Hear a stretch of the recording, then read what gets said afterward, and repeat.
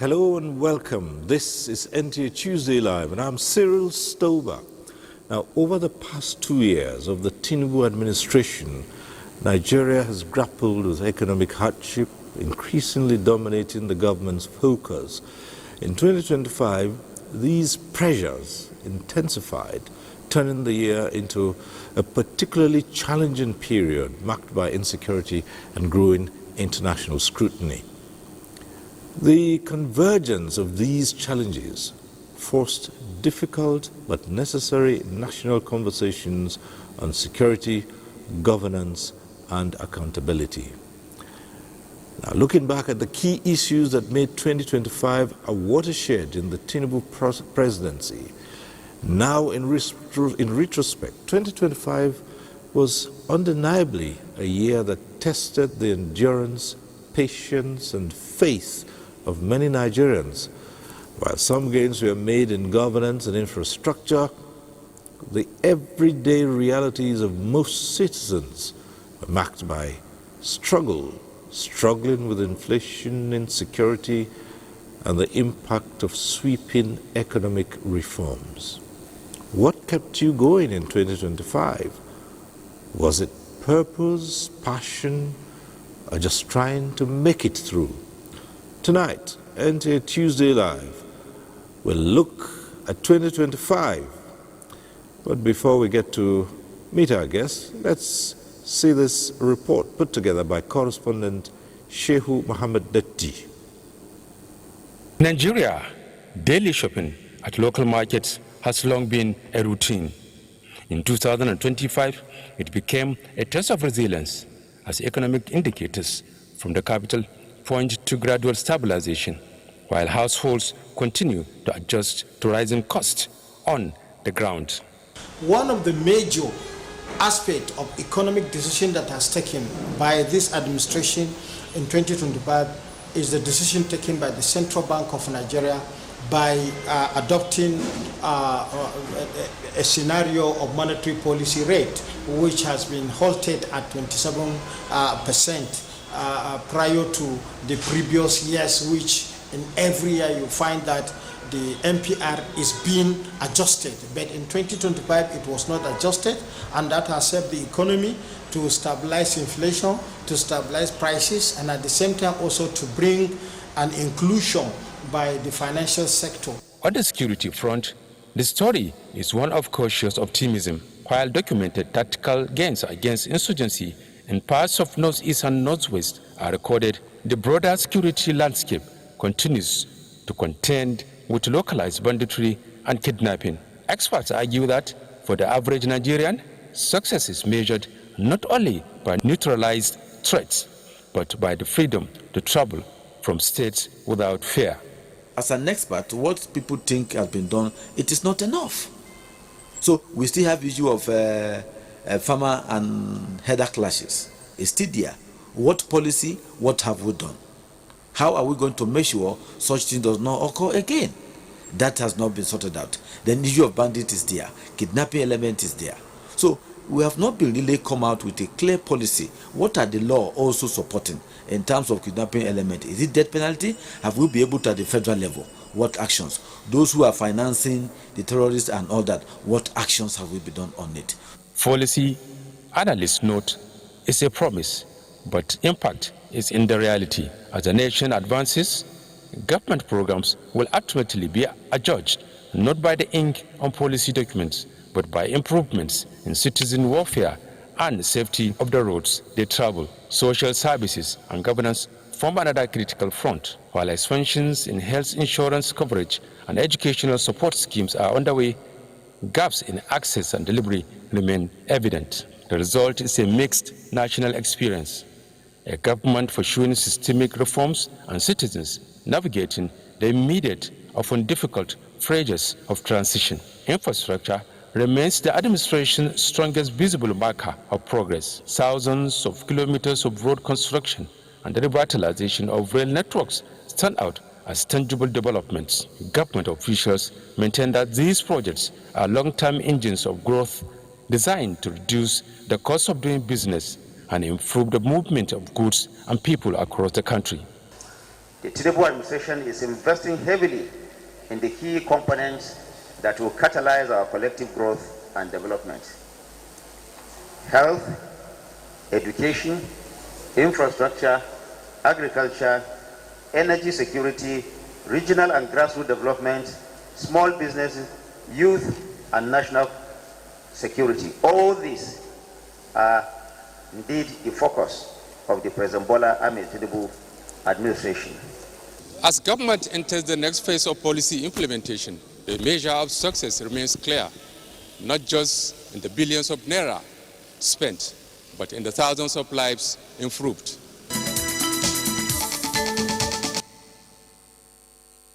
Well, that report sets the tone for tonight's discussion. Let me introduce our guests. I'd like to welcome to this program Abdurrahman Musa Ododo is Chairman, National Policy Dialogue. Thanks for being here. Thanks for having me. All right. Let me also welcome to this program Samuel Chukwu, is a convener, National Tax Sensitization and Awareness Summit. Thanks for being here. Thank you so much, sir. Nice to be here. Also here with us tonight is Lukman Gidatu, a security analyst and public affairs commentator. Thanks for being here. My pleasure, sir. Thank you, sir. So, straightforward issues, 2025, Nigeria. So we like to look back. It's just a few more hours and then we'll be in the new year. So the big question on the lips of many Nigerians would be how to describe the overall performance in 2025. We've heard people say progress, some have said stagnation, mixed bag. What are your views? Yeah, I would say is a progress, is a positive progress. In a nation, there's no. I would love to answer this in a deeper dimension. Right. About the nation, because the nation who does not just start from last year. So if you are going to look from the lens of just last year, you won't get it. Nigeria as a whole, we need to understand the knowledge of the time that we are.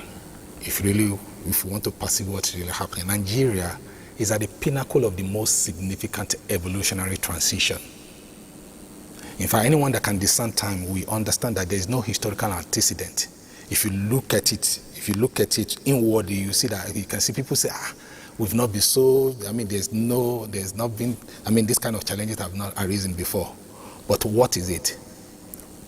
This time demands that we must begin. The exigencies of our time demands that we must begin to explore the inner dimension of our intelligence. And when I speak, I'm speaking to all of us as a people, not just of government, because the government or the leadership are a product of those society. So oftentimes we look at government, we just forget that government is just like you said, this government just started 2 years ago.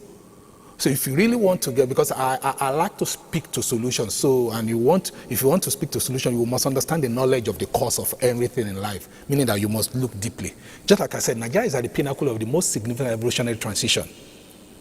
The exigencies of our time demands that we must begin to explore the inner dimension of our intelligence as a human being that God really created us. So what is it? For over 30 years, I had been meditating upon this great entity, Nigeria, and that is part of that I'll be sharing. I came to the realization that great and unified nations do not happen by historical accident. When you see great nations, it don't just happen like that. They are never a happenstance. They are product of a conscious statecraft. Nations are created. If we do not consciously create them, we can never build any. And this had been our problem, even even before independence. Let's just say since independence, since we have the legitimacy of governing ourselves. And in every generation in society must discover its own mission. They either fulfill it or betray it. The generation of our founding fathers founded an independent country for us. But the responsibility of this generation, from our founding fathers up to now, including this government, is to is the making of that nation, is the making of that country into a nation. Nationhood is never a country. A country is a geographical area. Nations are created. If you do not consciously create them, you can never build any. This is a universal principle that's applicable to all nations on earth. And that is what we should be. We should be looking like a nationhood. Right. And that is it. That is the crux of the matter. Well, understandably so. But in one quick sentence, I might just ask you this. Would you say there was any significant move towards creating this nation you talk about? Yes, this government. Yes, there is I saw one, but it was not followed through. Okay. In fact, when immediately this government, started, we in our organization we wrote to Mr. President. Probably he received or not, we don't know about it, but we wrote Mr. President that what he needs to, the only legacy he can give to this nation is to this country is to father a nation for us, is to father a new nation for us. So he started something like that when there was this end bad governments move. He said there should be a dialogue. Because the greatest strength we can all exploit is to seek what I call the most powerful power, and that's the power of the collective. Because a people must believe in a cause, unite on that purpose, have a consensus on where they want to go, how they want to get there, and when as a people. This is the essence of any public policy. All right. So, but they didn't go to it was not true. So I hope that coming this year we will start in the right direction. Fine. We'll explore that in greater detail as we go on. But let's come to Samuel Chukwu, who's a convener, National Tax Sensitization Awareness Summit. For you, what would be the way you'd look at Nigeria overall in 2025? Yes, thank you very much. And, I would start by quoting Charles Dickens in his now famed novel, A Tale of Two Cities. And it started with the line, it was the best of times, yet it was the worst of times. And he went on to give a lot of contrasts as to what was happening in then England. I think that's 19th century England.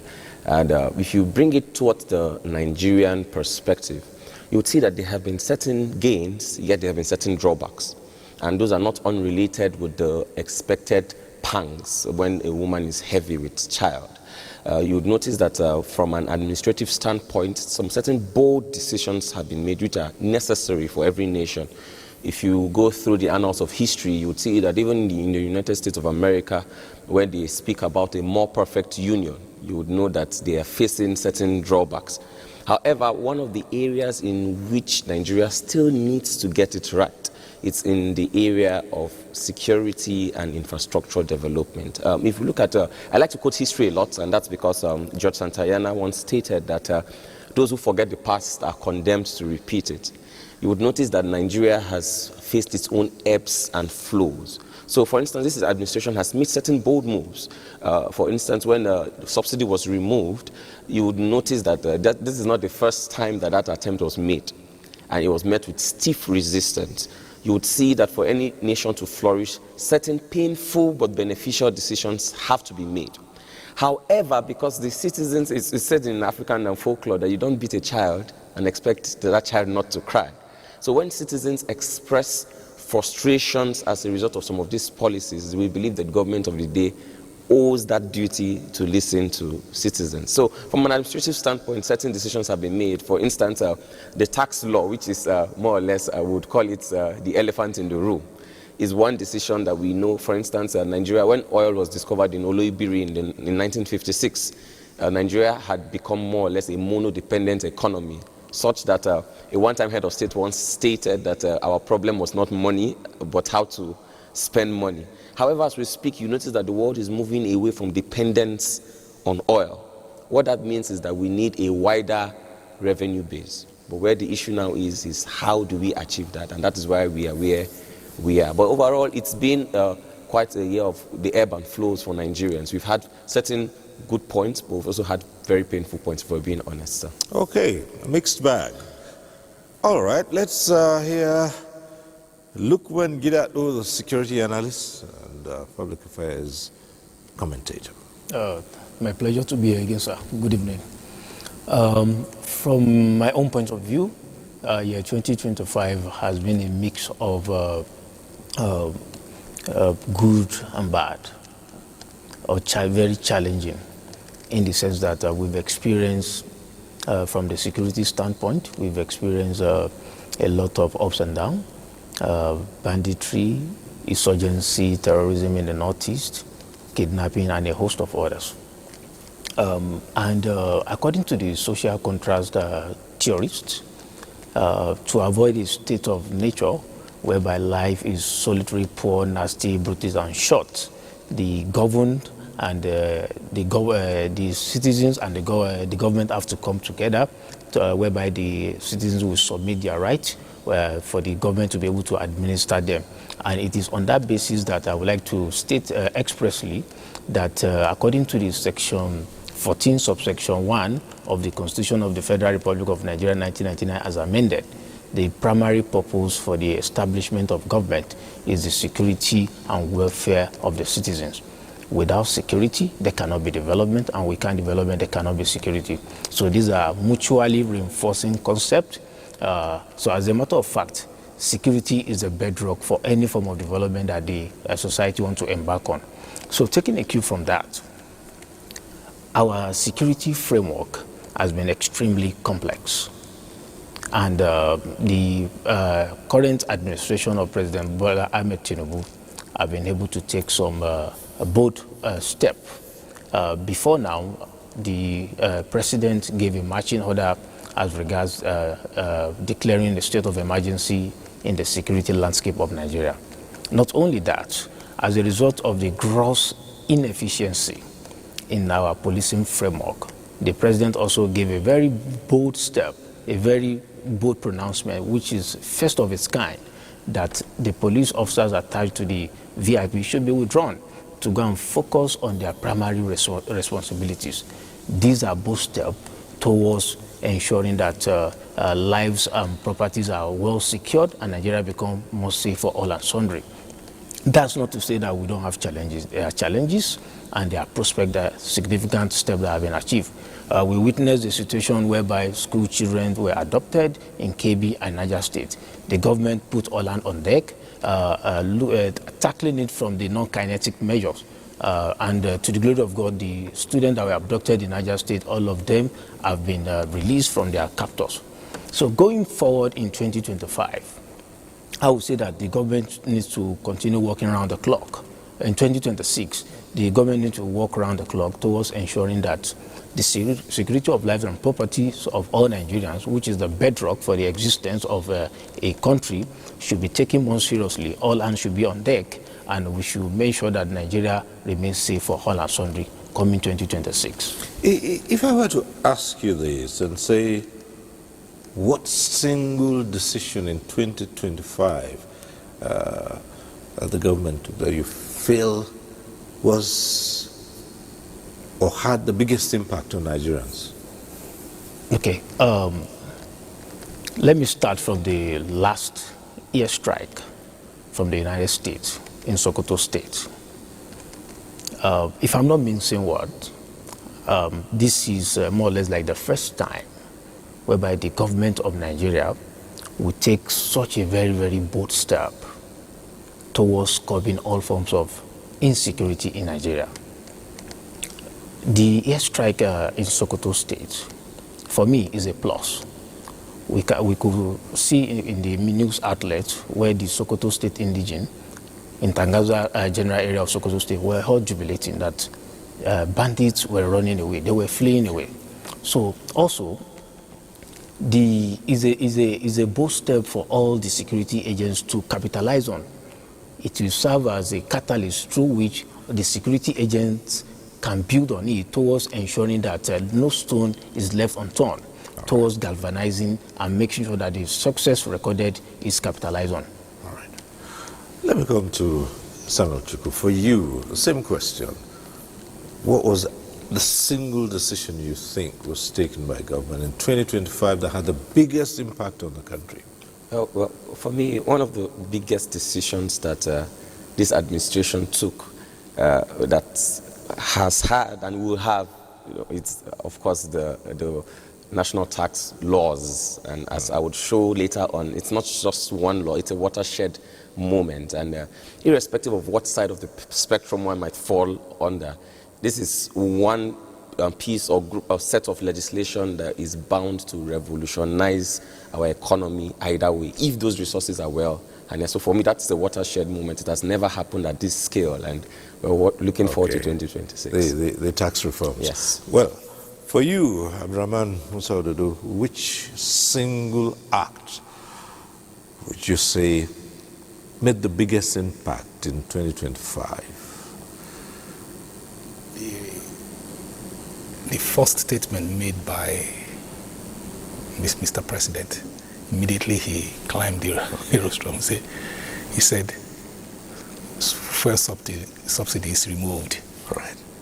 That is it. That was a So from then on, it has continued to have the biggest impact up till throughout 2025. Yes.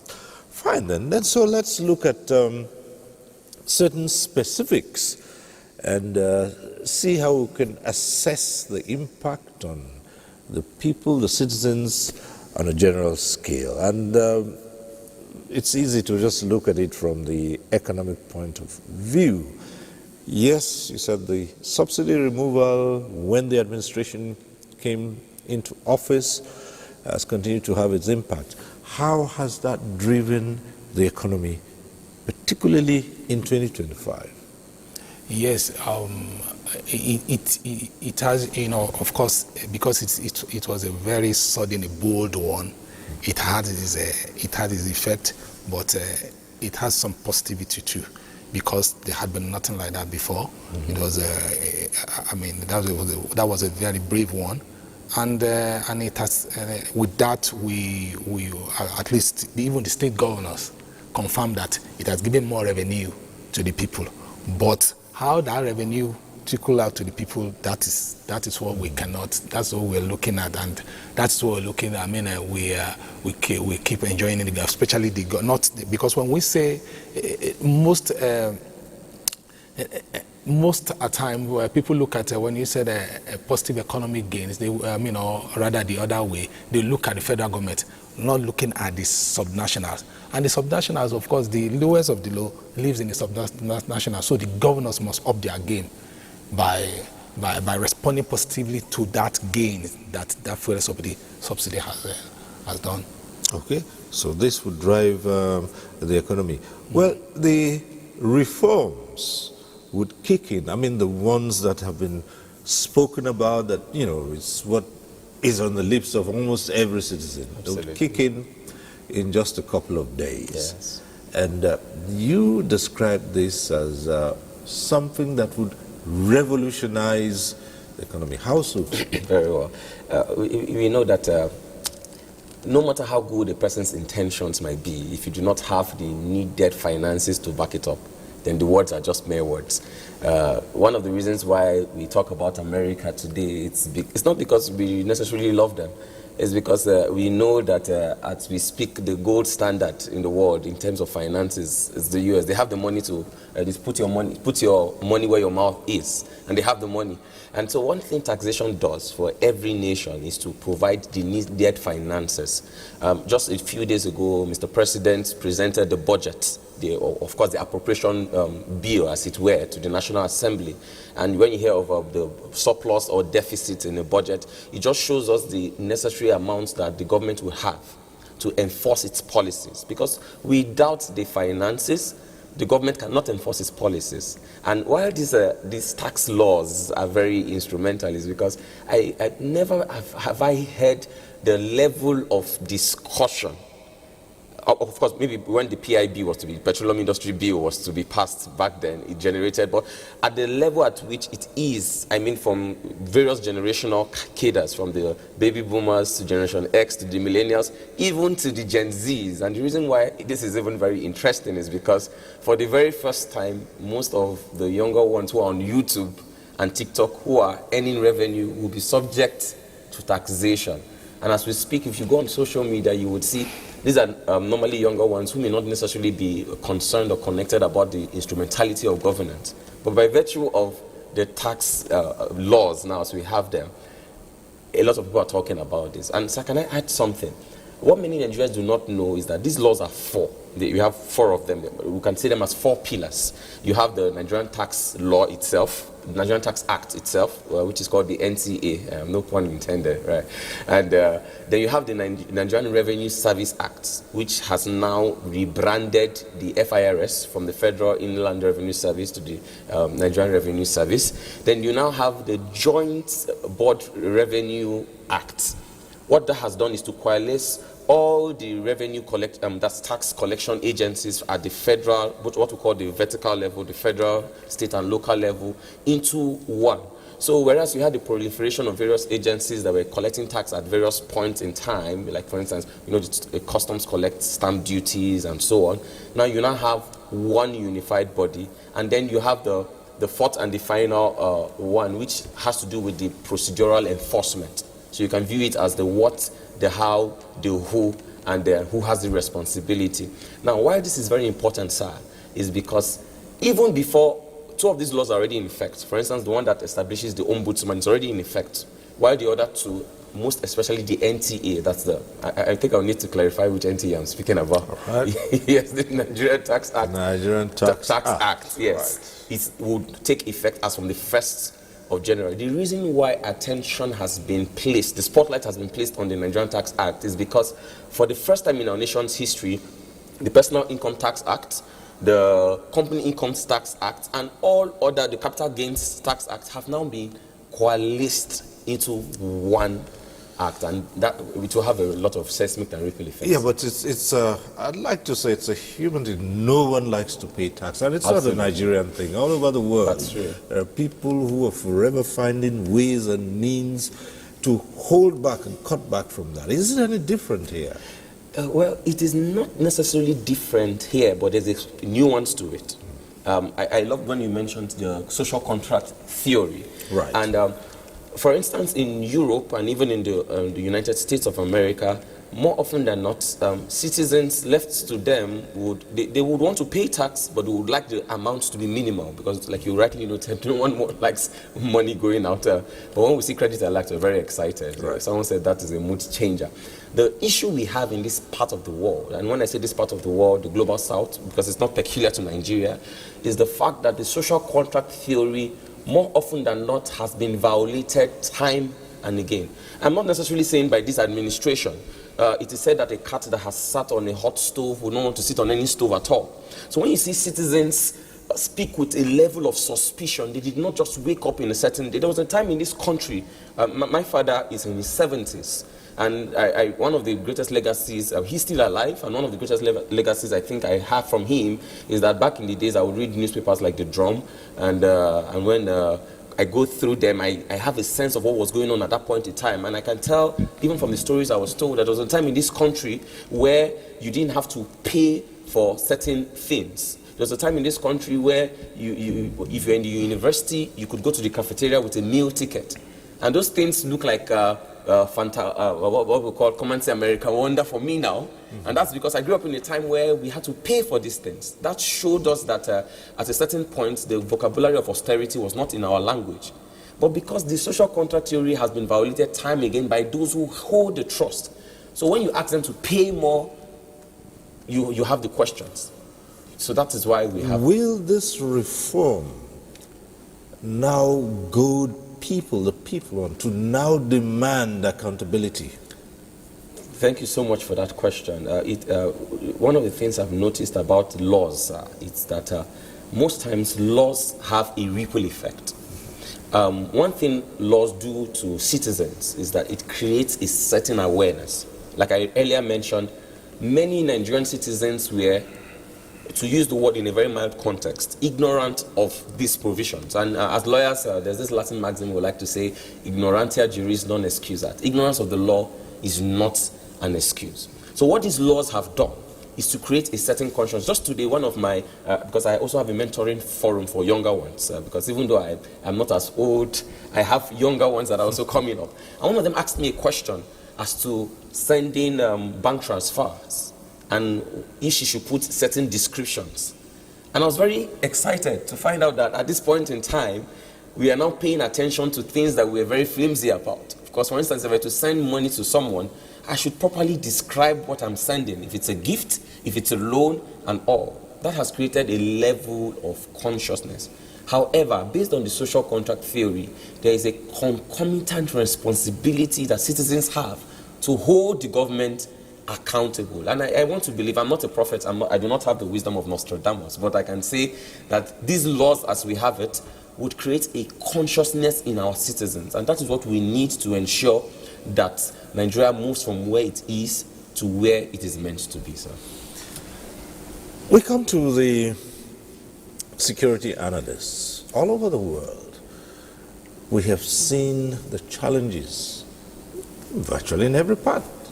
And there are those who would say it's not peculiar to this country. However, it is the approach to stemming it. And some would say, we've been at it for a long time. Is there anywhere you would have zero criminality?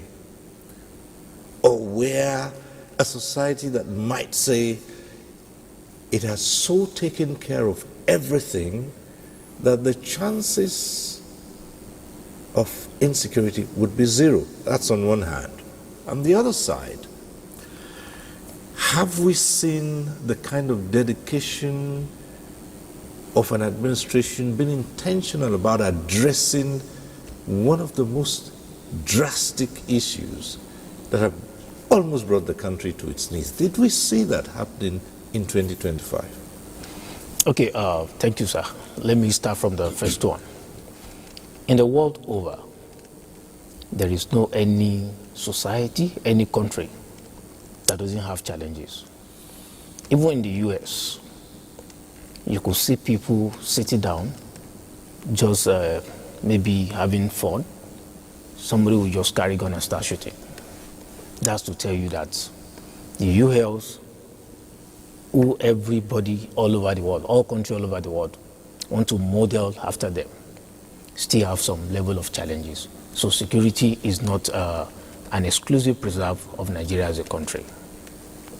Now to the second question, that whether we have seen some steps that have been taken by this current administration to show that the government is actually serious in terms of strengthening the security framework of Nigeria. Yes, of course. I made mention of the fact that the synergy, the structured security cooperation between the United States and Nigeria that led to the airstrike that we witnessed days back on the Christmas Day, for me, was a good step in the right direction. Now, and we need more of it. Right. Secondly, internally, I equally made mention of the fact that withdrawing the police from the VIP is the first of its kind.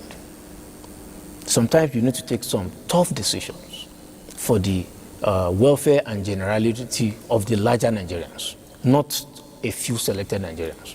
For me, I equally see that as a good step in the right direction. Also, the president made a pronouncement regarding the increase in the number of personnel that will be recruited in the Nigerian police, the military, and a host of other security agencies. These are both steps to actually show that the government is intentional and desirous towards bringing the change that all Nigerians deserve. But there is more to that. It doesn't stop at the level of recruiting additional manpower. The existing structure, existing framework have to be strengthened in terms of welfare, in terms of logistics, in terms of combat enablers. Areas where Nigeria needs help, especially in terms of technology. In different fora that I've had privilege to speak, I've emphasized on the need for technology in all our combat engagements. Combats have evolved beyond just numbers. Technology will enhance the qualitativeness in that you have precision-guided weapons, you can move on unmanned aerial vehicles. Our police, soldiers, and other security agencies, when in combat operation, should not be moving with B vehicles, soft-skin vehicles. across board. In whole theater of operations, we are in 21st century for crying out loud. Our personnel, our security personnel should be seen moving in MRAPs, APC, in that even if improvised explosive devices are planted on the road, they can have a smooth sailing without our security agency being hurt. So technology is very, very important. The welfare is also extremely important. The government is doing its best towards enhancing the welfare of our security agents. However, if the government can do more, it will go a long way towards improving the level of morale of our security men, who are always all out when other people are sleeping, to make sure that the security of lives and property are preserved, and also to foster and maintain the territorial integrity of Nigeria. Additionally, the government is always encouraging interagency collaboration amongst our security agencies.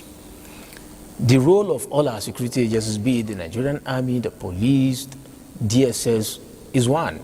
They are working for a common cause towards ensuring and fostering the lives and security of lives and property of all Nigerians, and as well as secure our borders. So the era of struggling for ascendancy, struggling for domination, police is superior than the military is superior than the police, we've gone past that era. They should be seen as working for a common cause. No one is superior than the other. We are working for a particular cause towards ensuring that all Nigerians are able to carry out their legally accepted activities without any issues, without anybody stopping them. Also, the government should be all out towards arresting and prosecuting all forms of sympathizers of terrorists, because either we like it or not, I see no reason why a well-meaning Nigerian, anybody that mean well for this country, will be sympathizing with terrorist groups. If the government can put up a policy that will make sure that anyone found wanting in this regard are apprehended and prosecuted, this will also go a long way towards encouraging banditry and other criminal activities in our country. Additionally, sir, we've seen instances whereby our security agents, they go after these criminals, sometimes get them apprehended. And our laws are not stringent enough to make sure that they are properly prosecuted. Take, for instance, a month ago, 2 ISWAP commanders were given 20 years jail term. That is an eyesore. These are people that have killed our police, killed innocent civilians, killed our military, our soldiers, and they are being granted 20 years in prison. Sir, for me, I feel it's a big slap on the faces of our security personnel. The law should be more stringent enough in that if by all statistics and all facts available that you have killed, you should be also be allowed to be killed. So if all these are, to serve as morale booster for our security agencies to do more. Somebody who have killed their colleagues is being seen, enjoying himself in jail. That's like giving the person, romancing the person. So I think our law also needs to be galvanized towards ensuring that a speedy dispensement of justice when it comes to issue of insurgency, terrorism, and a host of other criminal activities are allowed to face the full wrath of the law. This will go a long way towards improving the level of morale of our security agencies and also galvanize them to do more. All right, in addition to the conversation in the studio, we also have a number of reports. Let's see this one from Lagos. The year 2025 recorded positive economic growth, with the latest figures from the National Bureau of Statistics released, showing a 3.89% increase in the gross domestic product (GDP) in the third quarter of 2025, indicating 0.52% when compared to the same period in the year 2024. Several favorable policies, experts say, are shaping the economic landscape, which has translated to noticeable growth. In the areas of fiscal and regulatory reforms, The new tax policy and passage of the Investment and Securities Act were actualized to boost revenue earnings. The new year in 2026, I think the tax people should revisit what they did this year and try and review it to come in line with the current inflation. There is a lot of good things for Nigerians in the new tax system. Other deliberate steps get towards repositioning the economy on the path of recovery with the aim of boosting investors' confidence also include the capital market upgrade, exit from the Financial Action Task Force grey list. Most important is the monetary policy tightening and stability, bank recapitalization drive by the Apex Bank, which industry watchers affirm is changing the economic landscape, not leaving out the new National Theatre unveiled to deepen investment in the creative sector. In central banking, as in life, credibility is the most valuable currency. The economy in 2025, I think, has performed quite well compared to what we had in 2024. What stood out in 2025 was the macroeconomic stability, which manifested in the stability of the exchange rates, and we even experienced some, slight appreciation in the exchange rate. Also, in line with infrastructural projects is the Lagos-Calabar Coastal Highway, considered a legacy project of the present administration, intended to attract economic transformation along the connecting axis. I drove on that road for the first time on December 20th, and it's beautiful. And what touched my heart was that I just begin to envision that this road will not just be this number of kilometers that have been done so far. I would like to see a road like this extend all the way to the destination that has been promised and committed to in that project. The strengthening of bilateral trade relations between Nigeria and several countries brought about the establishment of international travel routes, as seen between Nigeria and Brazil, which is expected to stimulate economic progress. The unveiling of the national payments tax system was also actualized to deepen financial inclusion, among other deliberate steps towards revamping the economy, has seen Nigeria's foreign direct investment soar to over $720 million in the third quarter of the year. Economic activities in the year 2025 also featured presentation of the 5.18 trillion naira 2026 budget of consolidation, renewed resilience and shared prosperity.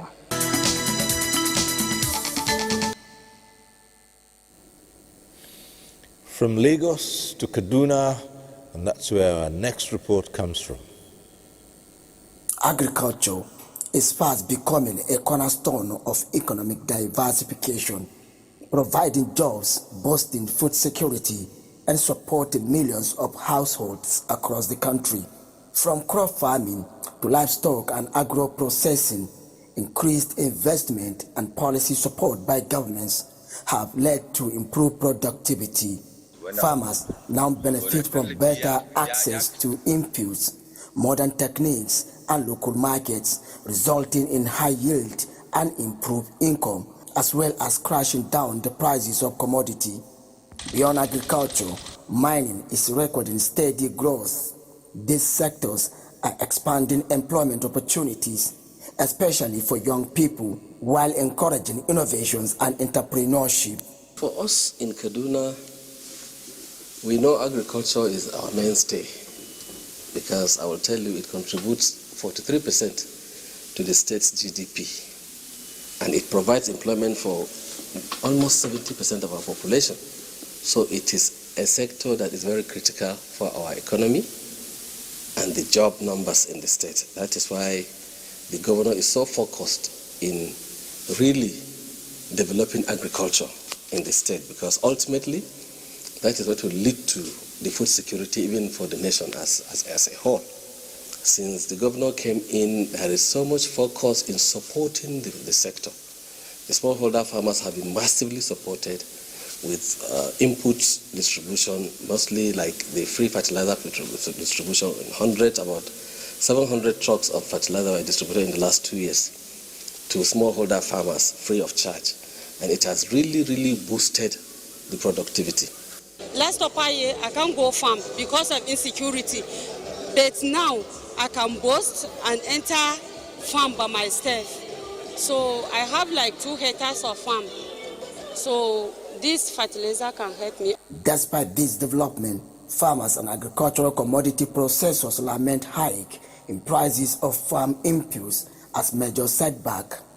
Today, a farmer will have to sell almost 2.5 bags of, if not 3, to be able to buy 1 bag of, say, MPK. As agriculture and other non-oil sectors continue to grow, they remain critical to building a diversified economy that works for all.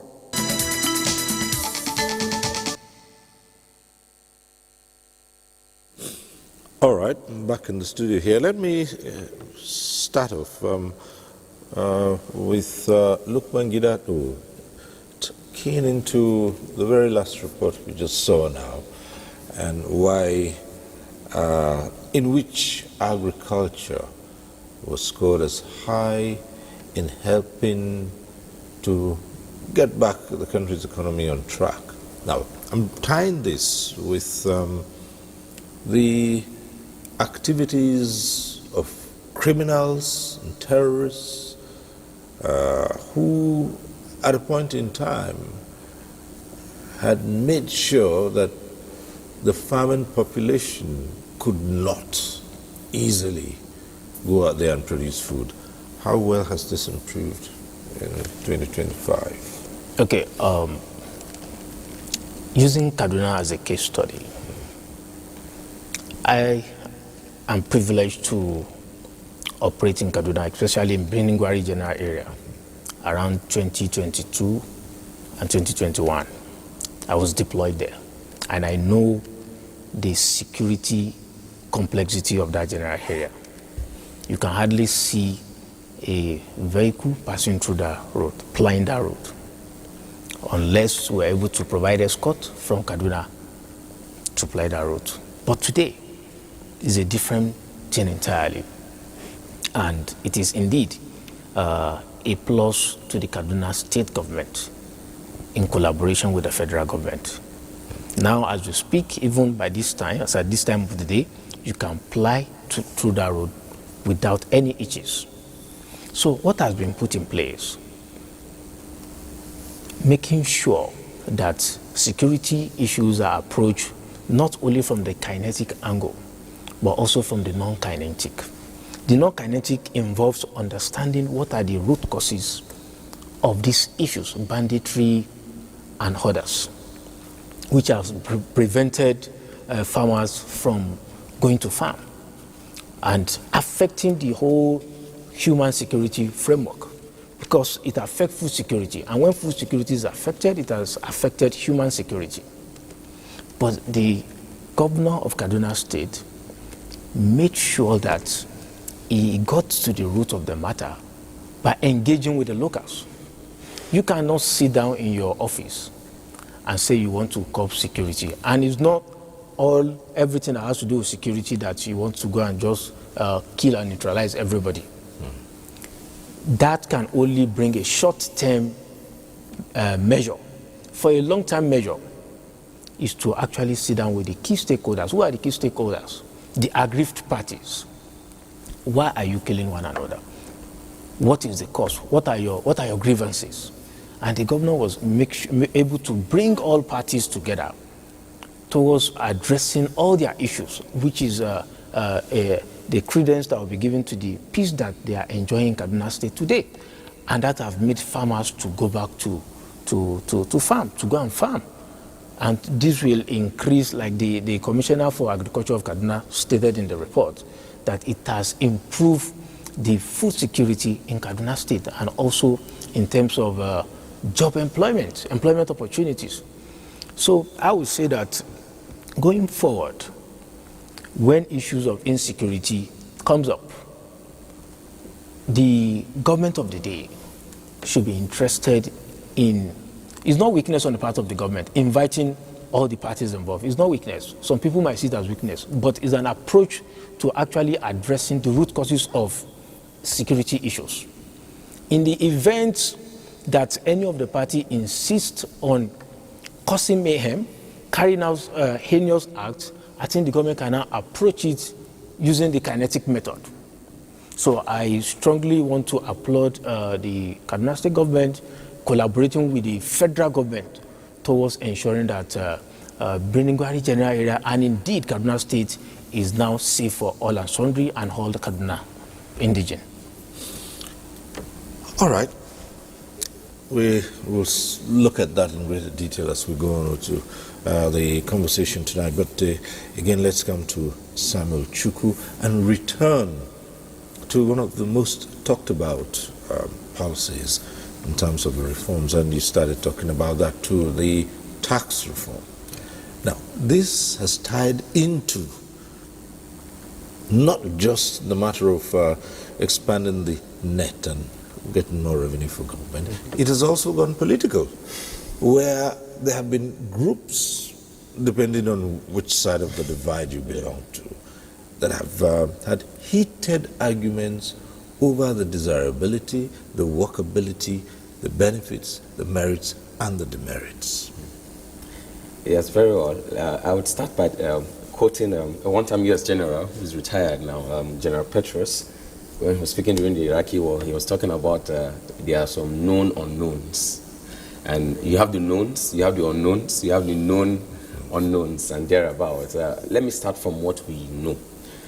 First and foremost, we know that whenever an issue of strategic national importance is brought to the fore, you cannot divorce it from the politics of the times. And I'll give you a very good case in point. Sometime in 2012, 2013, when subsidy was attempted to be removed, then there was the Occupy Nigeria movement. And then years later, the very same subsidy, we had suddenly come to a concurrence that it had to go.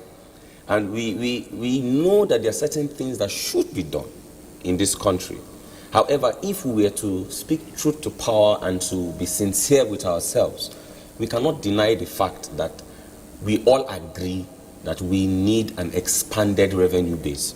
I think that is one thing that every Nigerian must agree, and that is because the world is gradually shifting away from the dependence on oil. And if our swan song as a country is to be the 6th largest oil producing nation, it means that that is not sustainable. We need an expanded revenue base. I think that is one thing every Nigerian agrees on.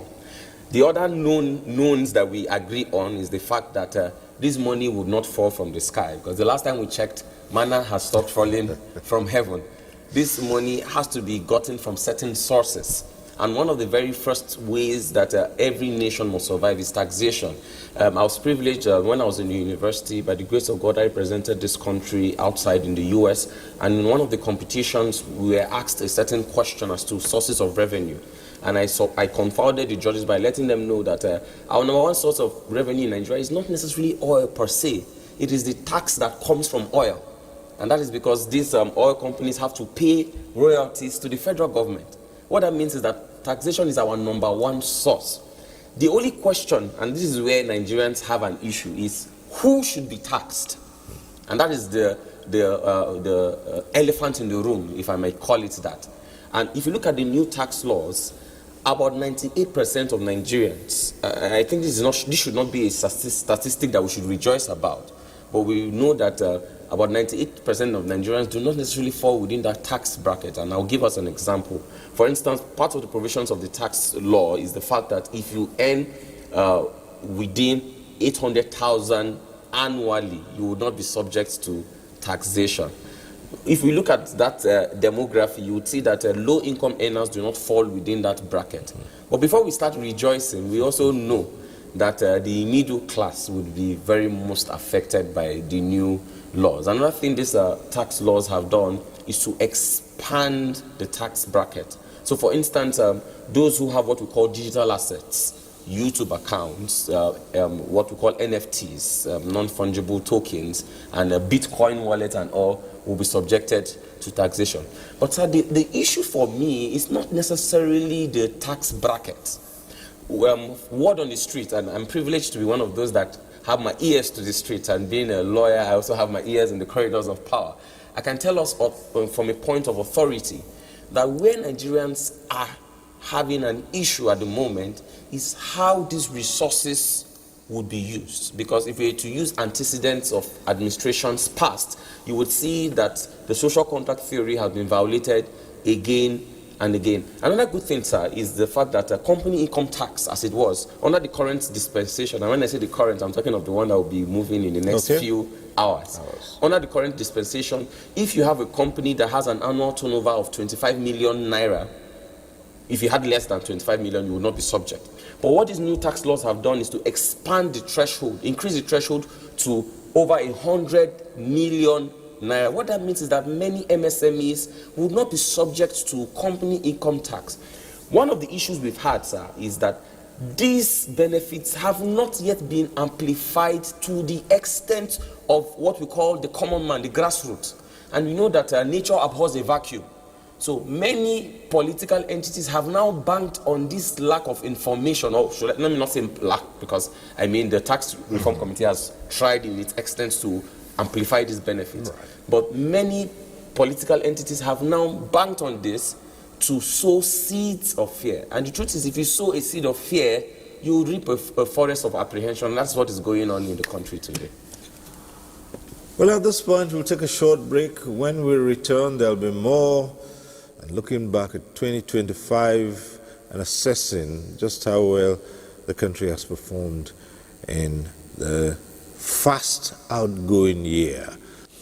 Thanks for staying with us. We're still here with our guests, and we're looking at 2025, which is fast running out, looking at the various decisions and seeing just how well Nigeria performed in the last 12 months. There's still more ahead as we look at other aspects of national life, but we also have other reports as well. And at this point, let's get to see this report from Oka. 2025 will be remembered in Anambra State as a year of deliberate investment in human capital. With education taking center stage, the state government sustained its free education policy up to secondary school, ensuring that children from low-income households can attend school without the burden of paying school fees. New classrooms were constructed, existing schools rehabilitated, and thousands of teachers recruited to improve learning across public schools. Right now, 21 schools are being upgraded to smart schools.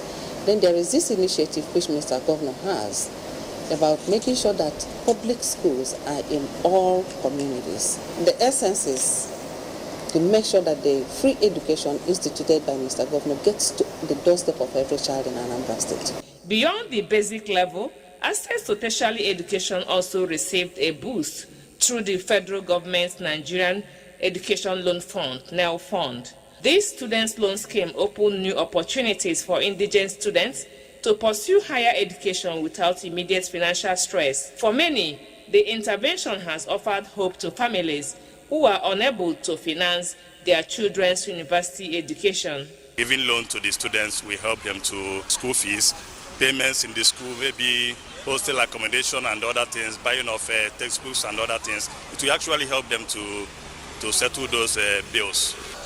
The merit will be the availability of funds for students to cater for their needs in school. That is the main thing. Because of the hard economic situation we have now. Person can pay back, but in the case of there is no job, after school the person will have to strive again to pay back the loan. But it's a good thing. In the health sector, primary health care centers across Anambra were renovated and equipped with modern facilities, bringing quality health care closer to the grassroots. We have had almost 70% of doctors and this telemedicine gadget distributed in all the wards in Anambra State. So what that means is this: most times when people go to the primary health care, they could link up to the hub to consult a doctor. The primary healthcare person, a nurse or whoever that is there on duty, calls the doctor central in order to consult, to have a particular diagnosis and medications prescribed. We are ensuring that at each of the local governments we have a very functional general hospitals where you can do those investigations and laboratory tests. While there are still challenges, stakeholders agree that the reforms of the past have laid a foundation for the future.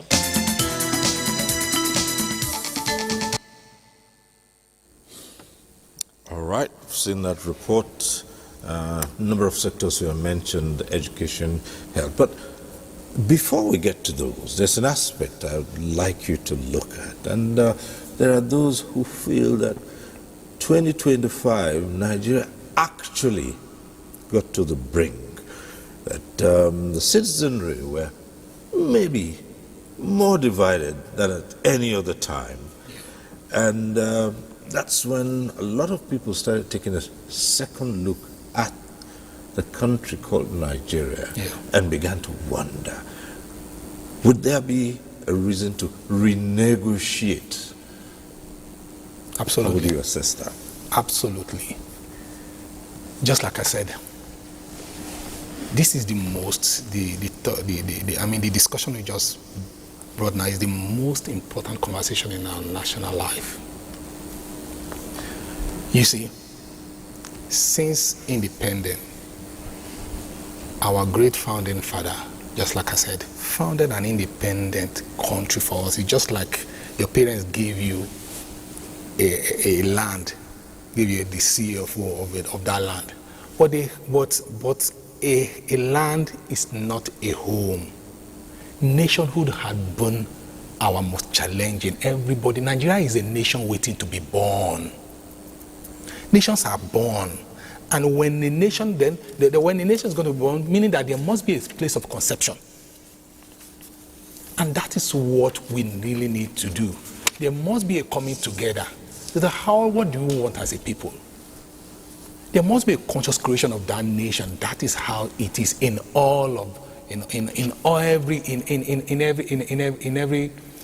every country, in every society that have become great. Just like I said, great and unified nation do not happen. They don't give it. It's not a happenstance. Country independent is given, but nationhood is never a given. People need to sit down and think, what do we do? How do we go from here? And the first, in my over 30 years of research under this, the first question that came up is identity. As identity, who are we as a people? Where is our commonality of purpose? What is the foundational principle of this entity called Nigeria? Which philosophy impairs the character of this state? And what is our most cherished ambition? What is our most cherished ambition? Or in other words, what is the Nigerian dream? A people must have a mental picture of the future they want to feature as a people. We never had one. So this is the best time now to do this. So there must be a coming together. And that's what we call it a dialogue with wisdom. Every society had that. Just like I said, Nigeria is at the pinnacle of the most significant evolutionary transition. When a country is like this, in this chaos, that is when others are created. But you must understand this.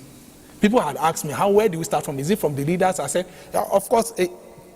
Is it from the leaders? I said, no, it's going to be an admixture of whole. But the first words that started is that you start from you identify people that are called people that you can see as a seer, sages, philosophers. Every society have that. I'm happy that in my organization we have I myself have done 30 years research work. I have people in my organization that have done 40 years conclusive research work on alternative development concept for a nation. A nation cannot grow beyond the mental capacity of the people. And government do not just government cannot do this. Government is just something that happened in the life of a people. So because the systems nature development is first spiritual. You call it spiritual. When I say spiritual, I don't mean religion now, meaning that intangible. So how do you use transcendent wisdom to harness the tangible and intangible aspect of a space in order to create a society where human ingenuity can thrive? Just like we're talking about tax. You don't tax people to greatness. You don't tax people. It's just small. How many people are you going to tax? But of course, it's part of it. But you never tax people. Rebates can never, reform can never, reform is just a step. It's just a step towards what we're talking about. What we need is a total rebirth. We need the conscious birthing of a new Nigeria. There must be a new Nigeria.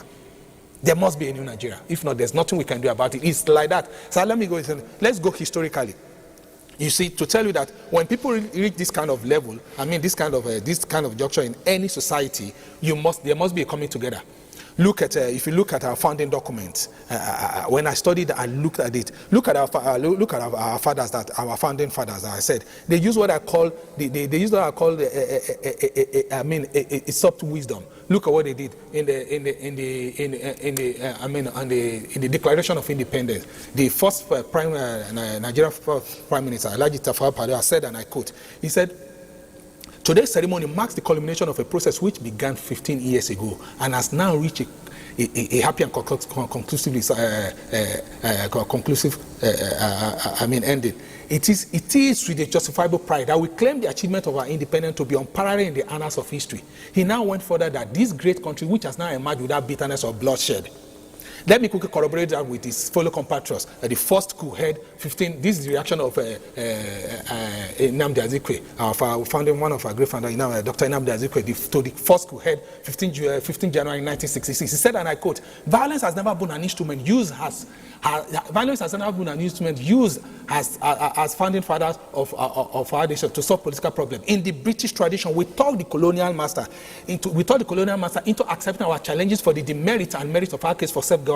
After 6 constitutional conferences in 1953, 1954, 1954, 1957, 1956, 1957, 1958, 1959, 1960, the Great Britain considered to us the right to assert our political independence, and from October 1st, 1960, none of the political party ever adopted violence means to gain our political freedom." Then he too now said, he said, and we're happy that not a blood of the British or Nigerian blood was shed in the course of our national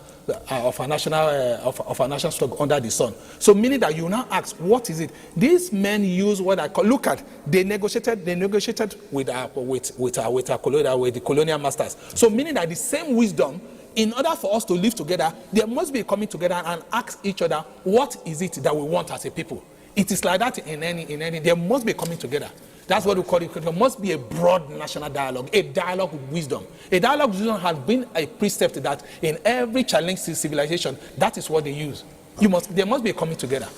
All right, phone lines are already open and the calls are coming through. Let's get this first call through. It's from David, who's calling in from Lagos. Hello, David.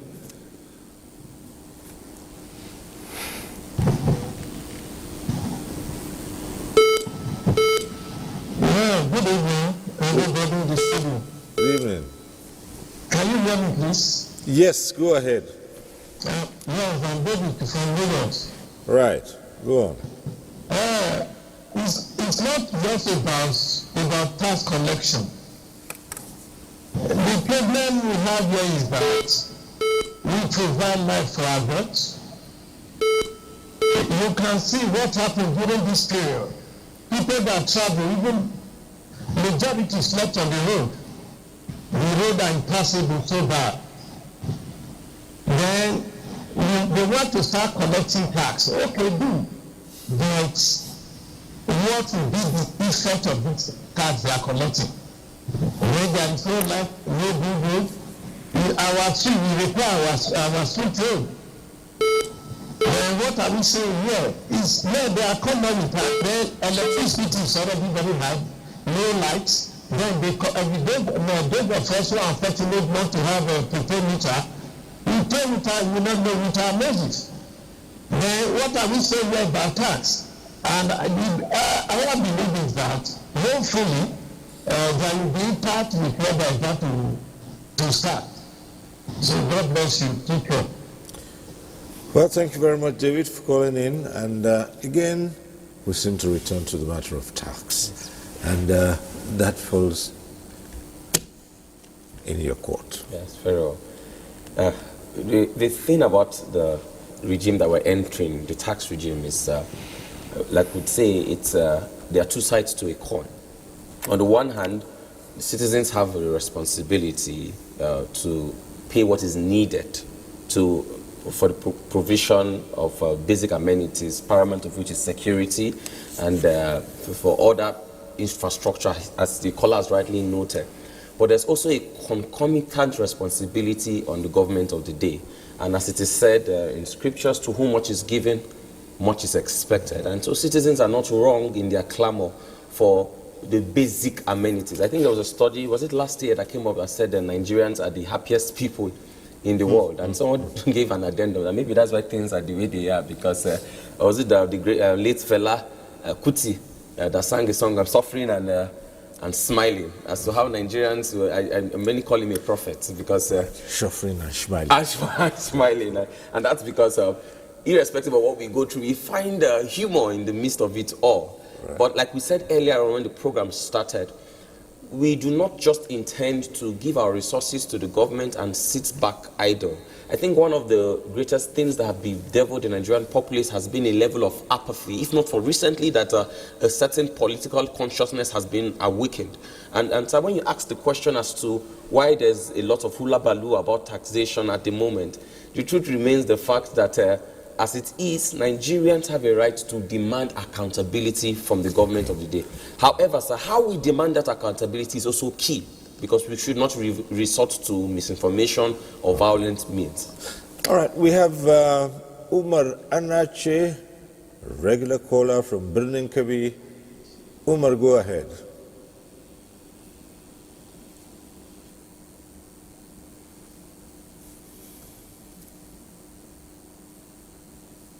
Umar Anache, are you still with us?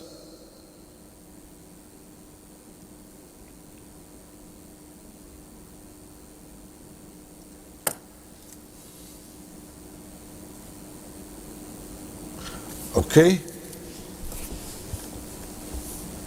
All right. Seems to be having some challenges with linking up. Umar, I know you're going to call back. You always do. And we'll be glad to hear you air your views. Okay. All right. You're right there now. Go ahead. Hello, my name is Umar Anachi from Birnin Kevi. You are regular caller. Now I'm just thinking, what if all the money is gathered in 2026, the target has been reached, all the revenue has been targeted, then later on Mr. President may decide to build another presidential villa, or he may decide to buy another presidential jet, or he may decide to give every defectee that defects to another to APC from another party. He may decide to give them 1 billion naira every defectee, or he may decide to build another house for his own and another house for his vice president. That was to mismanagement of the fund, definitely. Then later on, allowed us to reach November, then he will say the budget is being kept, is being transferred to 2027. I'm just making a scenario like that. What if that thing happen? Because the 2024 budget is not up to 40%. 2025 is not up to 30%.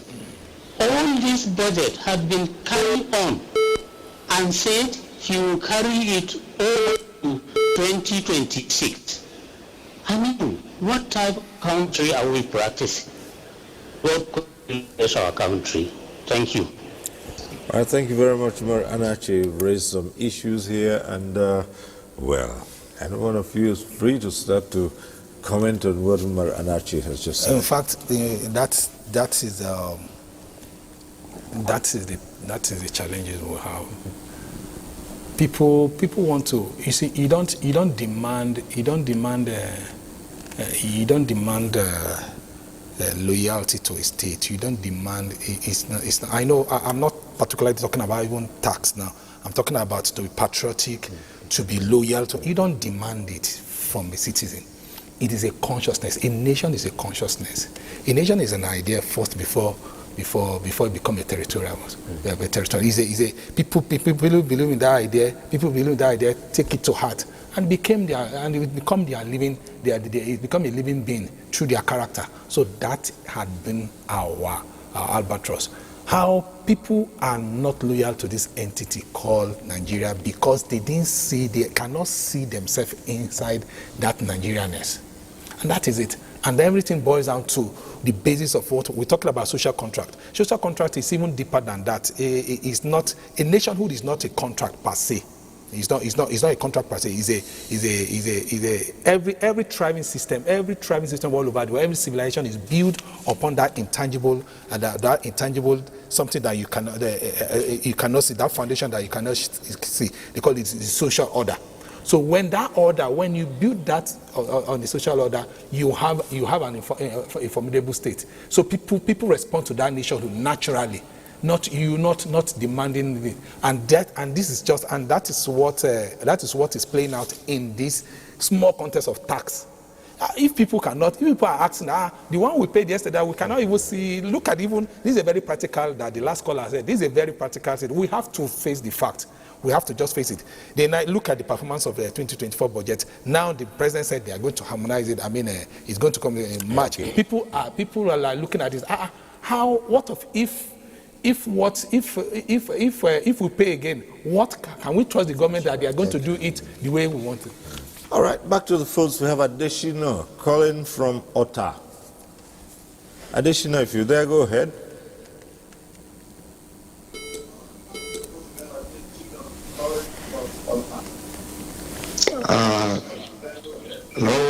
Hello? Yes, hello. I want to make a little contribution, and it is in respect of the current tax era. I want to believe that Nigerians are ready and are willing to pay tax. The main thing there has to do with the issue of how will that tax, how will it transcend into meaningful benefit in the life of the populace.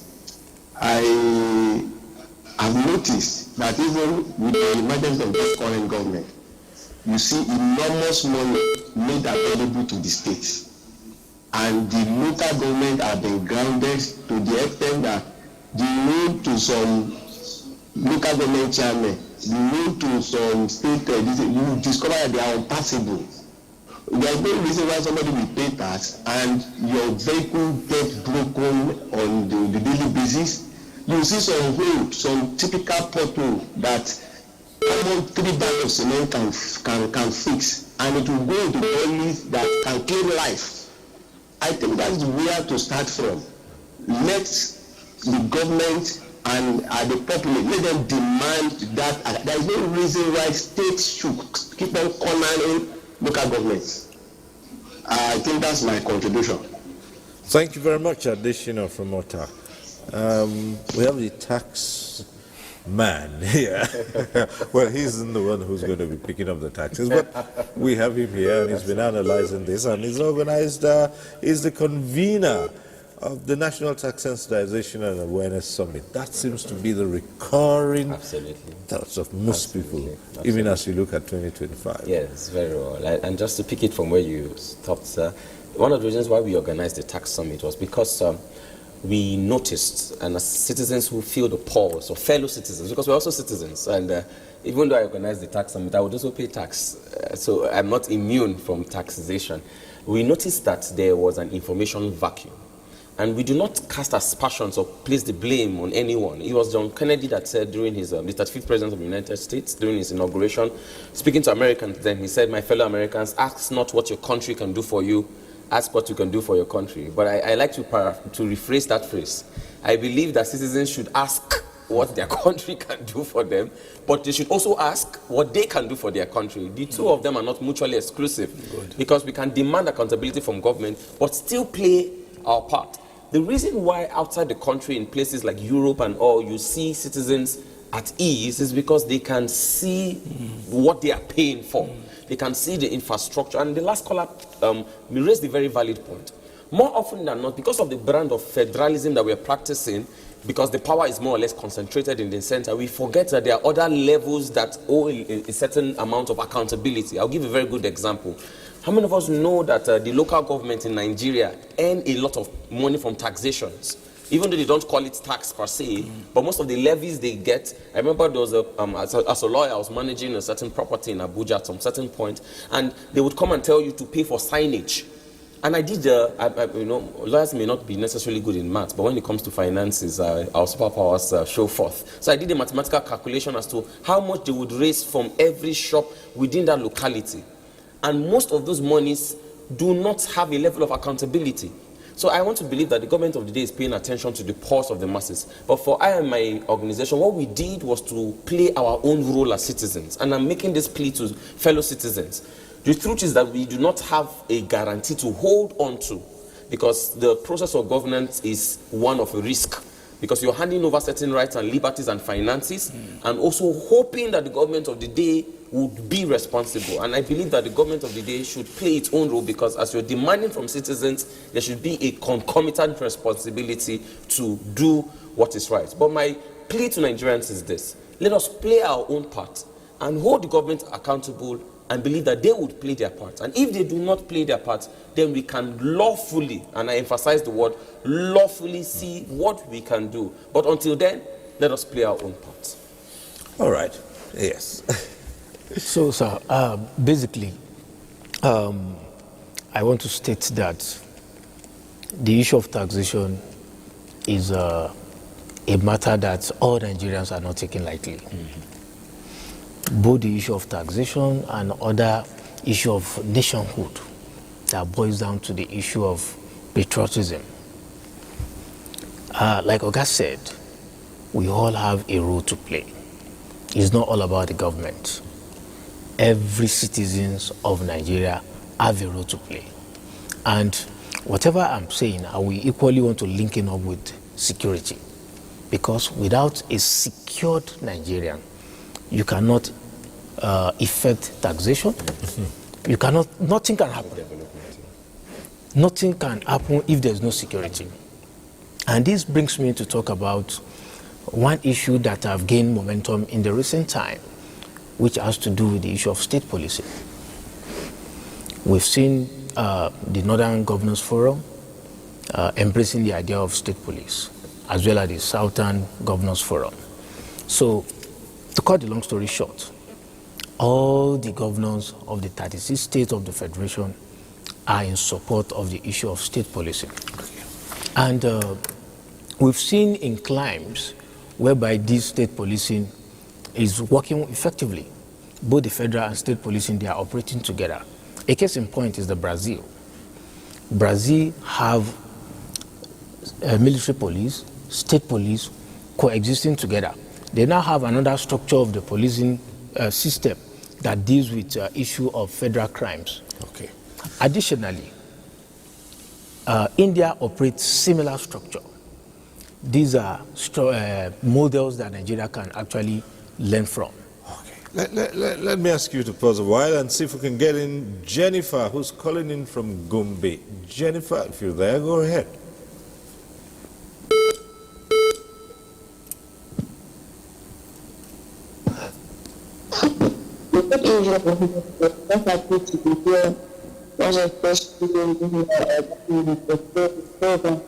I'm so happy to see you today. And the contribution feels like this. The truth is, what is happening now, we are not ready for this issue of tax. We have a lot in this country that the government needs to address. Because all the issues of security, and they come up with tax issues. Where do they want us to start from? And where are they taking the market? So on my own opinion, the legislature, they should look into it. And our dear President Tinubu, if you look at what we are passing through in this country, it's not been easy. with us. So thank you so very much. Thank you. Okay. It was back to the matter of taxation and money. Again, yes. Money. And, well, would you say this is as a result of the suspicion you talked about earlier on? Yes. And government. But again, throughout, it's always been an issue, if you put it in popular parlance, of we and them. And over time, it has been a challenge in the country that the citizenry have remained very skeptical and suspicious of their leaders. Now, does this speak to the quality of leadership that Nigeria has had throughout? And the question here is, in 2025, did we see an improvement in the relationship between the leaders and the citizens? Can I? Yes. Yes, leadership is very, very, very key, because the citizen tend to mimic the leaders, or whatever the leaders are doing is a reflection of that society. That's why they said leading. Okay.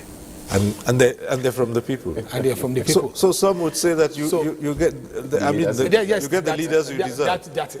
That is where I'm coming. But a society, but the leaders are choosing among. They are not from heaven. They are among the society. So people say we have leadership problems. I said no, we have citizenship problems. I don't like when you say leadership. People will now abdicate their own responsibility and be looking at leaders. That is not how it's done. We have citizenship problem. We have citizenship problem. Then you say, what is our challenges? I will call it. In fact, before I come to this conclusion, it took me many decades. And I now come to the say, just say it. What is the problem of Nigeria? We are is a collective ignorance of self. I call it collective ignorance of self. So people fail to see that at their own small levels they are also leaders. That is it. In your own little, in your own little sphere of influence, you are also leader. So everybody must. This call is from Niger. Rabiu, I believe, calling in from Niger. Hello.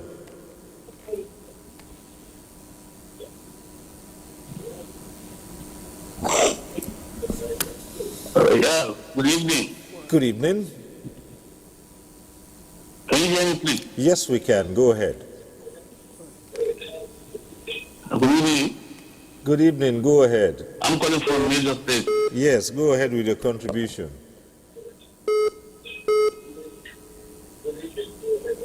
Okay, I'm just calling to please say to Mr. President that please, what did we do wrong here in Nigeria to vote for him? We voted for him because we have seen that is a man that will do the job. A man that is going to continue from where the predecessor stopped. Unfortunately, the reverse is the case. Where is the subsidy? They removed subsidy in Nigeria. He said he's going to go subsidy in Nigeria so that he will take on with the good thing. And the subsidy is being removed. There's nothing done with that. Nothing is being done with the subsidy. You remove subsidy, it's just been giving money to governors. Governors are not doing anything for us here.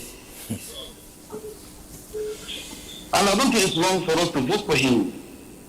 We voted for him because we think that he's the right man, and he's the right man for the job. But unfortunately, we have seen nothing for him. Nigeria is suffering. All right. Nigeria. Okay, Rabiu from Niger. Excuse me. I guess here I'm going to address what you've just raised, but I do also find a little bit of a contradiction. In one breath, you say nothing has been done with the funds that accrued from the subsidy. In the next, you say a lot of it the money has been going to the governors, and they're not. So, again, it takes us back to one of the issues that was raised here. Why is it that it's only the president who can be held to account and not the governors? I think people fail to realize that government, the kind of government we are practicing is a federal one.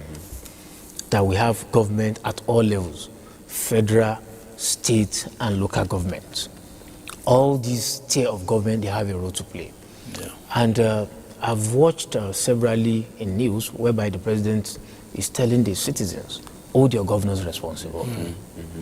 So that's to say that I have done my part. Equally hold your governors responsible, because it doesn't stop at my hand. If I'm administering, if I'm operating the capacity of the president of the country, your governor is equally your own governor. All blame should not go to the federal government. Okay. Let's take this call and we'll return to the same issue. Joseph calling in from Ogun. Joseph, go ahead.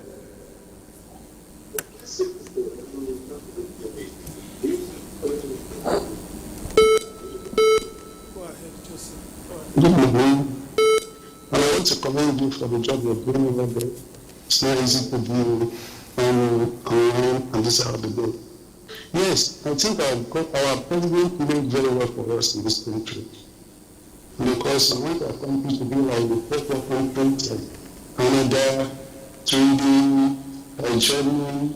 That is how they created their own tax system to fund their facilities and amenities and all the infrastructure we have over there. But the question we should ask ourselves is this. When this tax is so structured that I saw the tax structure from time ago at 15%, 50% is a lot. If you're earning more than 100 million naira, assuming you're earning a billion naira, 15% is 150 million naira. Take a number of people who are earning above a billion naira in this country. For instance, look at where that comes into. Now, that does mean that when the government is ready to take a step, like the first world countries do, they should be ready to do what they do in those first world countries. And I don't think that communication is true for everybody in that country. Because when you collect a salary, almost 30 or 15% of the salary is gone already. It's taking care of the education. So the government will come back and tell you there's no funding for this. Go to a country like Germany, they do the same. Those who work there who collect salary, they see how much they have to pay from their salary, but they are not paying because the healthcare system is being cared for, the education is being cared for, the roads are being cared for, and we having the assurance that this to be done, Nigerians will be very happy to pay this tax. If this works the way it works in other countries. My question is, what system is the president himself putting in place to ensure that this work, people are not collecting tax? If you do collect tax and you make ensure that it goes through the proper clothing, it will just be a waste of time or adding burden to the citizen. I like what the president is doing actually, but this is where I think we should be looking at. How do we ensure that this money do what it's meant to do? Thank you. Thank you very much, Joseph from Ogun. Perhaps at this point we'll still ask Samuel Chukwu to delve into these comments. Yes, right. Absolutely. From the nature of the comments we're hearing, we can get the pulse of Nigeria. I want to participate today live. Okay, it looks like a call has been passed through already. Could you just tell us your name and where you're calling from?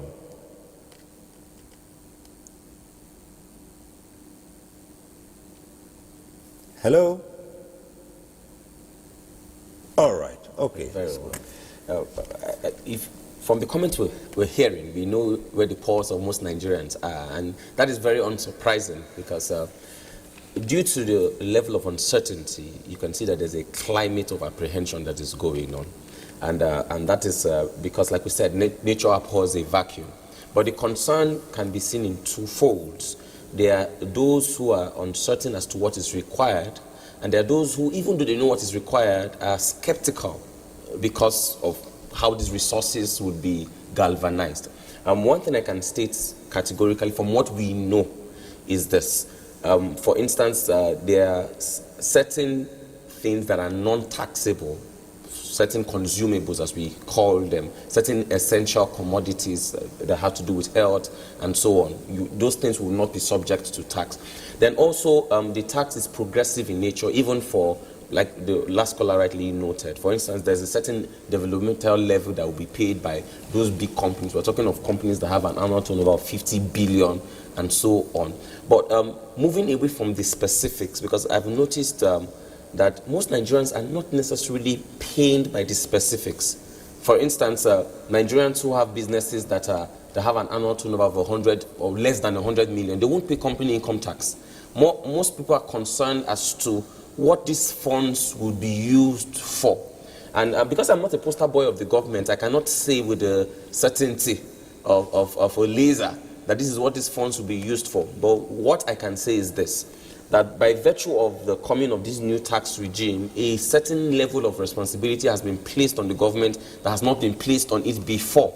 And someone was once quoting that part of the issues we have in Nigeria is what we call consequence management.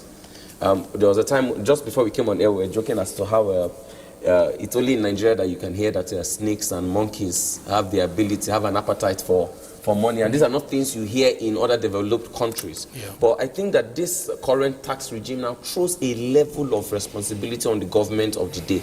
Because from the calls, we see that Nigerians are now coming to a level of consciousness. Okay. And that now places a concomitant responsibility on the powers that be. But you mentioned a very important point that I would like to just highlight on. Yes. The focus on the federal level usually takes our eyes away from the state and the local level.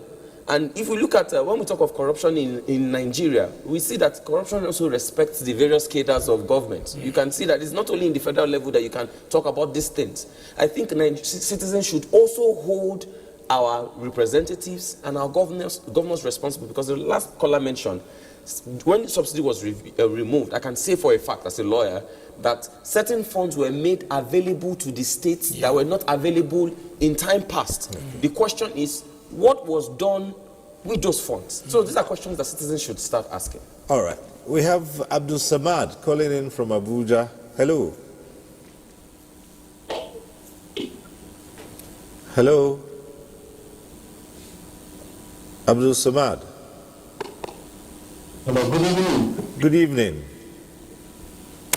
Hello, good evening, Auntie.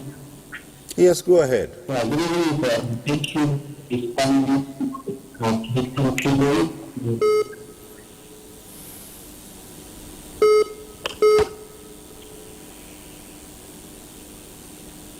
Hello. Yes, Abdul Samad, let's hear you.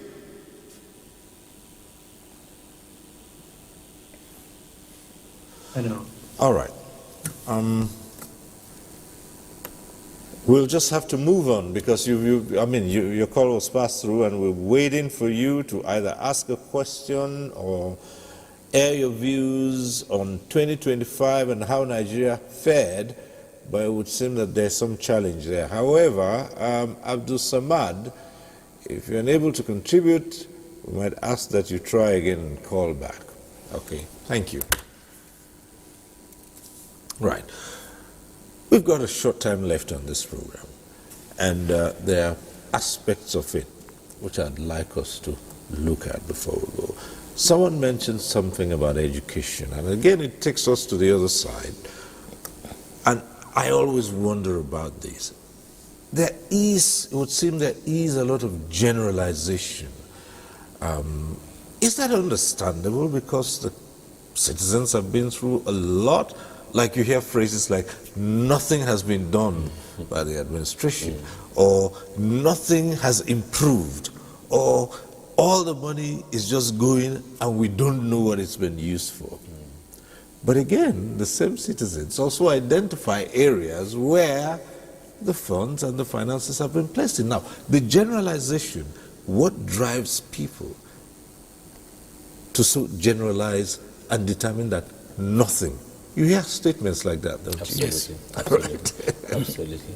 Well, just to chip in, because I believe you would want to also add something to this discourse. So let me just kickstart the conversation. For instance, when you go to most tertiary institutions within the country, you would see we have TET Fund and TET Fund interventions. And what many Nigerians may not know is that, yes, TET Fund is a creation of status, but they get their funds from what we call an education tax. Because there's a certain percentage of that goes to them, and that's why they can have a lot of interventions. And irrespective of which side of the divide Nigerians may be a part of, you can't deny the fact that you see some of these interventions. And so when people see TET Fund interventions, you're not going to dilly-dally when it's time to pay education tax and so on. Most of the issues we have at the moment is this. We cannot deny the fact that the cost of living has gone up. So as a result of a lot of factors, but one of which was the removal of subsidy, and because the cost of living has gone up, when citizens cannot get the essentials, based on, some years ago when I was in secondary school, I would leave Nigerians to figure when that was. A liter of fuel was 20 naira. I remember then, the then NLC president, who is now Senator Adams Oshomole, went on strike because it was increased, and you know the political class, they know the psychology of Nigerians. They don't increase it to the intended amount. They take it higher, and then after the negotiations, it comes back.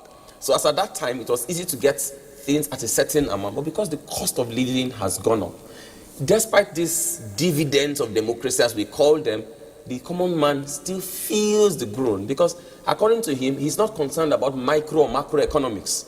He wants to know what the price of Gari is.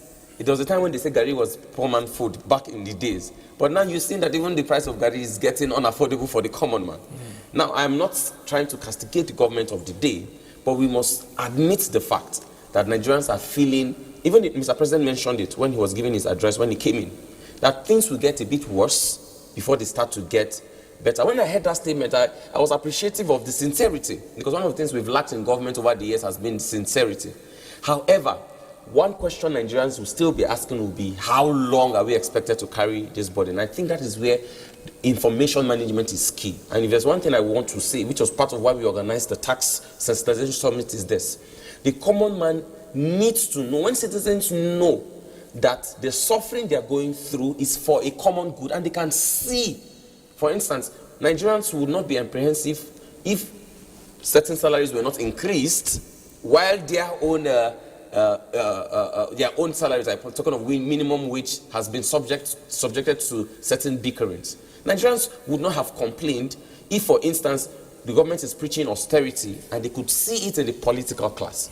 So I believe that when there's a sincerity in government, for instance, I stay in the FCT, and I'm not a spokesman for the minister, even though I wish I was, but I'm not. But when you go around the FCT, you can see certain projects ongoing. Whether you like his personality or not, you can't deny some of these things. If tomorrow, as a citizen of the FCT, I'm asked to pay a certain tax for some certain project, I might be more inclined. No one likes money to leave their pocket, so I might be more inclined. So there is a responsibility on the government to ensure that these funds are used responsibly and that the common man can feel them. Then they will buy into the project that is Nigeria. All right. There is no arsenal.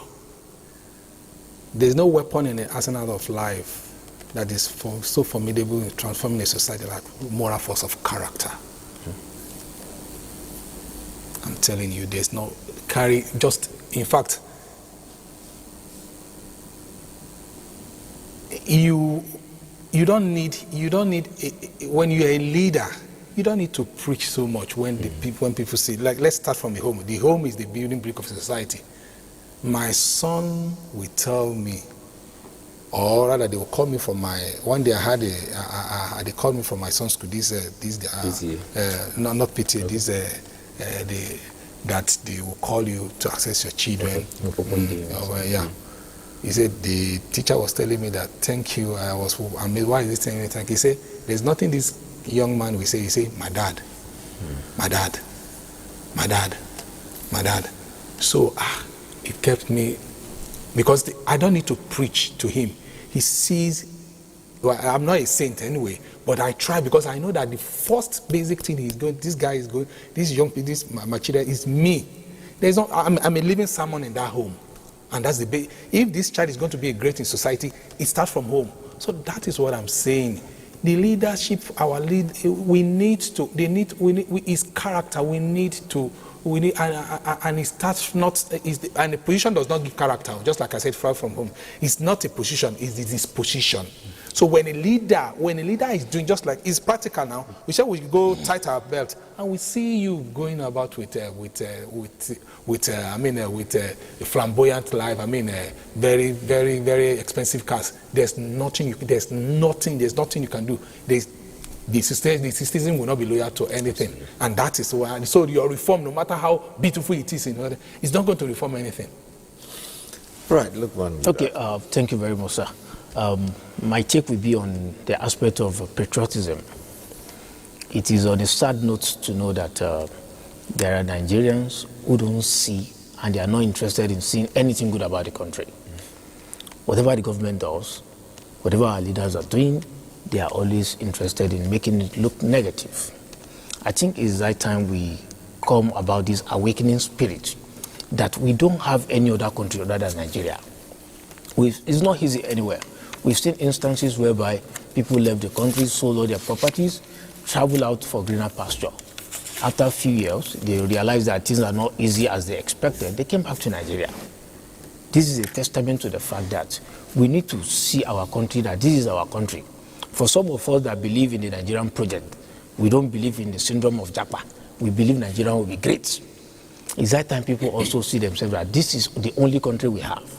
Regardless of wherever you go, you cannot leave your home or always castigate your country. So the high level of patriotism expected of all Nigerians needs to be properly upheld in all circumstances. I will still make reference to when the air strike took place in Sokoto State. You could see on whole platform, a lot of Nigerians were saying, is it a lie? Is this, is that? They are not interested in seeing anything good, which is not good enough. As Nigerians, we should know that this is the only country we have, and we should contribute our quota. Like Oga said, we all have a role to play towards ensuring that Nigeria becomes the desirable place that we all want, and more greater.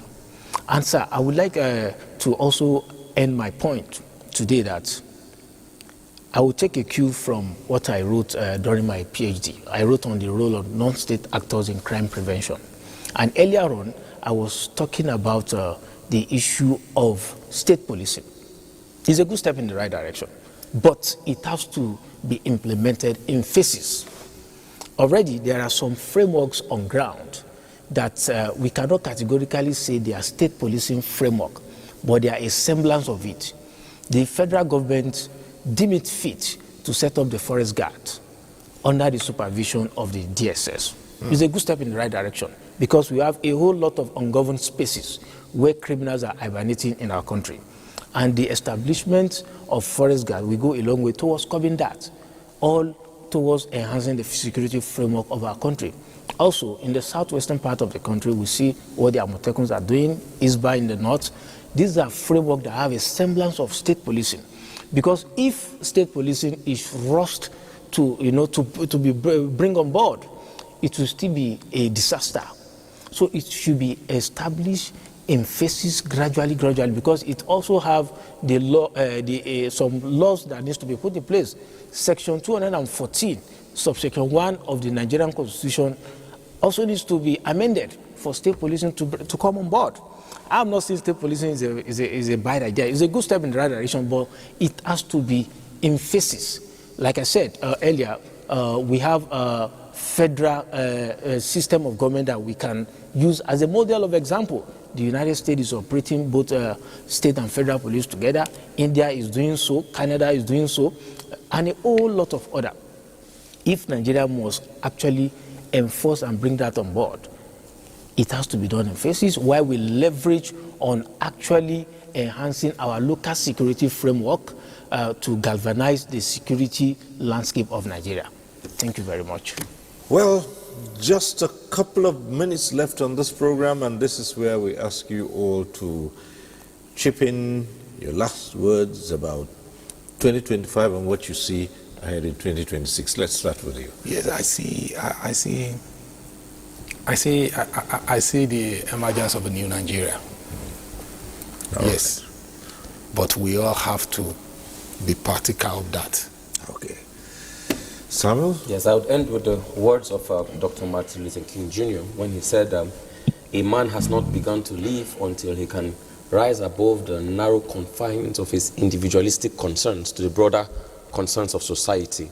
Nigerians like myself have to see that this ship that we're sailing in would prosper if only we as Nigerians put our hands together and hold our government accountable in the right way. I believe Nigeria will be great again if we do what is right. Thank you. All right. And for Lukman Gidatu. Yes, sir. Finally, I would like to enjoy all Nigerians that it's high time we see ourselves as one.